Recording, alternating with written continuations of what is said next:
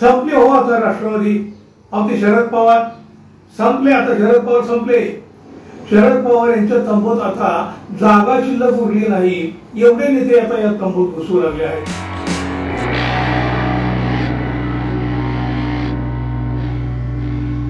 मित्रहो नमस्कार. लोकसभा निवडणुकीत महाविकास आघाडीने महायुतीला जोरदार फटका दिला. अगदी त्यांची झोपच उडवली. यामध्ये प्रामुख्याने महत्वाचा रोल राहिला आहे तो शरद पवार यांचा. अपक्ष पळून नेते पळवून पक्षासह चिन्ह देखील पळवलं तरी शरद पवार यांचा दणदणीत प्रभाव लोकसभा निवडणुकीत दिसून आला. संपले हो आता राष्ट्रवादी. अगदी शरद पवार संपले. आता शरद पवार संपले. अशा प्रकारच्या आरोळ्या अनेक जण ठोकत राहिल्या आणि लोकसभेचा निकाल लागतात या आरोळ्या ठोकणाऱ्यांच्या घशात शरद पवारची तुतारी अडकली. हे सगळे शरद पवारांचं सगळं हे चित्र पाहून सध्या शरद पवार यांच्याकडे जाण्याची इच्छा असणाऱ्या नेत्यांची संख्या रोज वाढताना दिसते. अगदी रीग लागू लागली आहे, रांग लागू लागली आहे.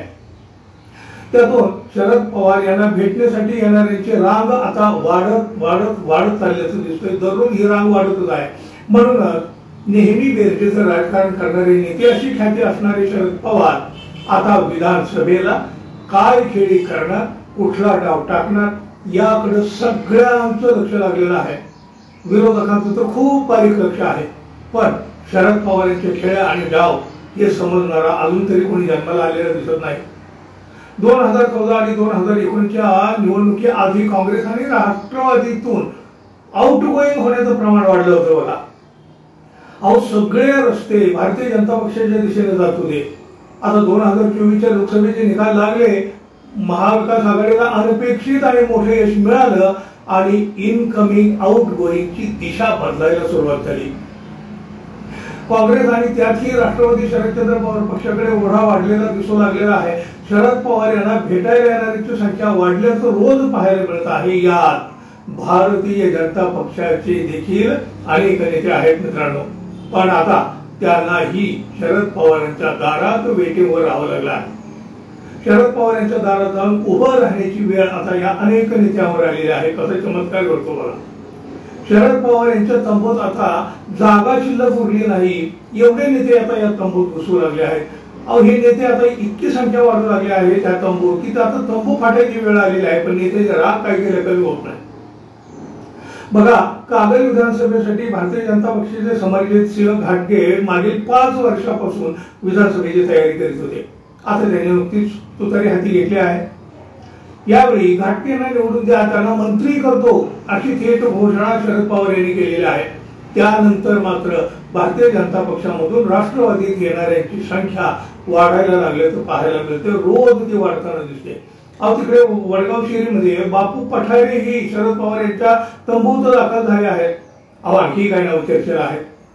वाई विधानसभा मतदारसंघाचे मदन भोसले, कोपरगावचे विवेक कोल्हे, मावळ विधानसभा मधले बाळा भेगडे, इंदापूरचे हर्षवर्धन पाटील जे माजी मंत्री आहेत, पंढरपूर मंगळवेढा मतदारसंघात देखील प्रशांत परिचारक म्हणजे हे माजी आमदार आहेत, राजन पाटील मोहोळ, बार्शीचे दिलीप सोपल, माढ्याचे रणजित शिंदे म्हणजे ते आमदार बबन शिंदे यांचे चिरंजीव आहेत. माढा विधानसभा मतदारसंघाचे लढू इच्छितात. मोहोळचे रमेश कदम हे देखील तुतारी वाजवण्याच्या रांगेत आहेत. एवढंच काय, अकलूजचे भाजपचे विधान परिषदेचे आमदार रणजित सिंह मोहिते पाटील यांच्या नावाची तर जोरदार चर्चा सुरू आहे गेल्या काही दिवसापासून. ते यांच्यासह आणखी बघा, भारतीय जनता पक्षाचे म्हणजे नवी मुंबईचे गणेश नाईक आणि अजित पवार यांच्या पक्षाचे रामराजे निंबाळकर ही तुतारीच्या रांगेत असल्याची माहिती पुढे येत आहे. सध्या नवी मुंबईमध्ये एक हाती सत्ता असणारे गणेश नाईक असोत की फलटण आणि आसपासच्या विधानसभा मतदारसंघावर प्रभाव पाडणारे रामराजे निंबाळकर असोत, ही मंडळी देखील आता आगामी काळात तुतारीच हाती घेण्याची शक्यता आहे. यामुळे राष्ट्रवादी काँग्रेस शरद पवार पक्षाची ताकद वाढायला मोठी मदत होणारच आहे. आधीच ती वाढत निघालेली आहे आणि आता ही उरलेली मंडळी सुद्धा जेव्हा तंबूत येतील तेव्हा तर काय, शरद पवार यांच्या राष्ट्रवादीने महाविकास आघाडीत 80 ते 85 जागांची मागणी केल्याची माहिती आहे. या जागांसाठी दिवसेंदिवस इच्छुकांच्या अर्जाची संख्या देखील वाढताना पाहायला मिळत आहे. बघा, 12 सप्टेंबर अखेरपर्यंत जर विचार केला तर तुतारीकडे निवडणूक लढवण्यासाठी 515 अर्ज दाखल झालेले आहेत. म्हणजे या आकड्यावरून किती नेते तुतारी वाजवण्यासाठी उतावीळ झालेले आहेत बघा. हे आकडेच बोलू लागले आहेत. येत्या महिन्याभरात आता विधानसभा निवडणूक जाहीर होण्याची शक्यता आहे. प्रचारासाठी तसा अत्यंत कमी वेळ मिळणार आहे. त्यामुळे प्रत्येक पक्ष जोरदार तयारीला लागला आहे. तशीच इच्छुक मंडळी देखील वेगाने तयारीला लागली आहे. शरद पवार यांच्या राष्ट्रवादीने केलेल्या पक्षांतर्गत सर्वेनुसार अर्ध्या अधिक जागावर उमेदवारांना तयारीला लागण्याचे आदेश सुद्धा शरद पवार यांनी दिले आहेत. आता या तयारीचा त्यांना जागा वाटप झाल्यावर किती फायदा होतो हे दिसणारच आहे.